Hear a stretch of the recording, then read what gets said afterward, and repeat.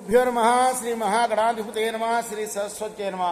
భక్తులారా, వాల్మీకి మహర్షి రచించిన శ్రీమద్ రామాయణం యథాతథంగా చెప్పుకున్నాం. ప్రతి శ్లోకం దాని అర్థం. ఇందులో భాగంగా నిన్నటి వరకు మనం బాల అయోధ్యారణ్య కిష్కింద సుందరకాండలు పూర్తి చేశాం.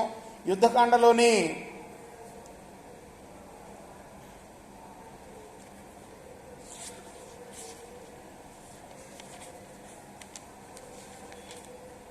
23 సర్గలు పూర్తి చేసి 24వ సర్గలో ఉన్నాం.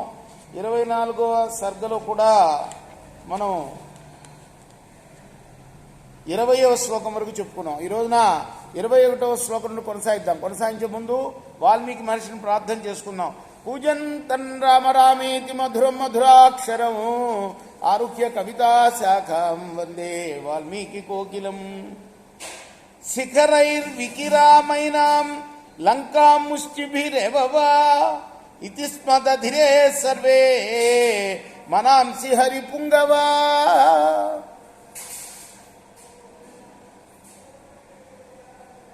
వానర వీరులందరూ కూడాను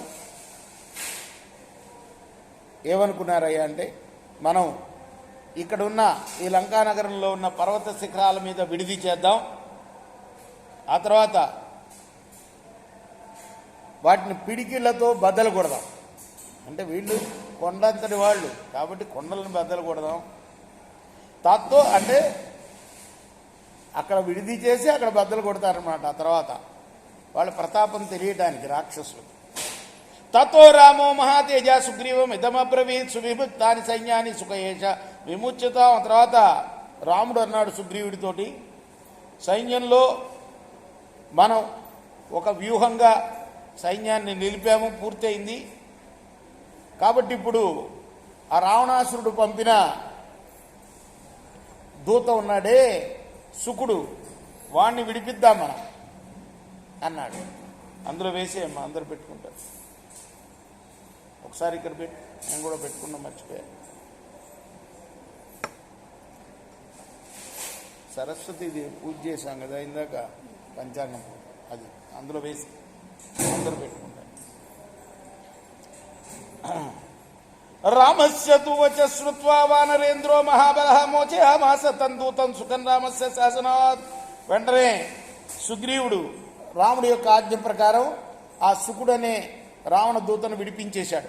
మోచితో రామవాక్యేన వానరైశ్చ విపీడిత సుఖ పరమసంతృప్తో రక్షో దీపం ఉపాగమాత్. అలా రాముడి చేత విడిపింపబడ్డ శుకుడు భయపడుతూ రావణాసురుడి దగ్గరికి వెళ్ళాడు. రావణ ప్రసన్నేవా సుఖం వాక్యం వాచ కిమమౌతే సితౌ పక్షో లూవ పక్షస్య దృశ్యతే కచ్చిన్నానేక చిత్తానాం తేషాం త్వం వశమాగతః. వాడి వికృతమైన రూపాన్ని చూసి రావణాసురుడు నవ్వుతూ అంటున్నాడు, ఏంరా నీ రెక్కలను కట్టేశారా ఏంటి, నీ రెక్కలు ఊడిపోయినట్లు కనపడుతున్నాయి, శత్రువుల చేతిలో చిక్కావా ఏంటి నువ్వు అని అడిగాడు దూతను, తను పంపించిన దూతను. తతస్స భయ సంవిగ్రహ సదా రాజ్ఞాభిచోజిత వచనం ప్రచువాచేదం రాక్షసాధిపముత్తమం సాగరస్యోత్తరే తీరే భ్రమంతే వచనం తదా యదా సందేశమక్లిష్టం సాంత్వయన్ శ్రక్లష్ణయా గిరా. అతడు రావణుడికి ఈ విధంగా ప్రత్యుత్తరం ఇచ్చాడు, నేను సముద్రం అవతల తీరానికి వెళ్ళాను మీరు ఆదేశించినట్లుగా, మీ సందేశం ప్రకారం మృదువైన మాటలతో ఏమాత్రం దోషం లేని విధంగా బతిమాలుతూ మీ మాటల్ని యథాతథంగా చెప్పాను. సుగ్రీవుడికి సందేశం పంపించాడనమాట, నీకు మనకు దోస్తి కానీ రాముడితోటి ఏం పని, మనకు రాముడిని వదిలి నాతో చేరు అని చెప్పాడు. యథాతథంగా నేను చెప్పాను, బతిమాలాను కూడాను సుగ్రీవుణ్ణి.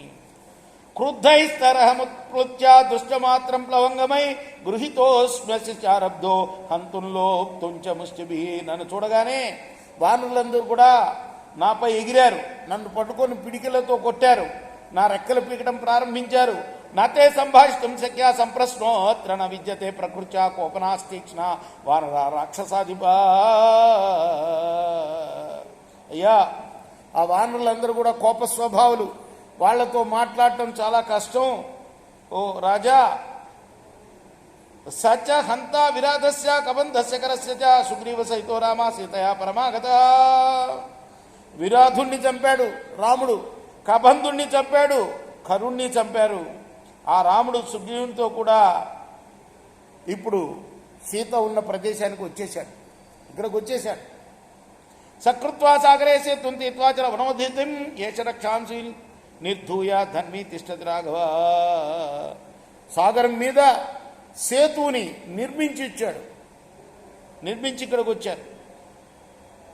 ఉప్పు సముద్రాన్ని దాటాడు. ధనస్సు చేబూని ఉన్నాడయ్యా, యుద్ధానికి రెడీగా ఉన్నాడు ఇప్పుడు అని చెప్పాడు. రేపు మనం 33వ శ్లోకం నుండి కొనసాగిద్దాం. కృష్ణార్పణమస్తు. సాయి కృష్ణార్పణమస్తు.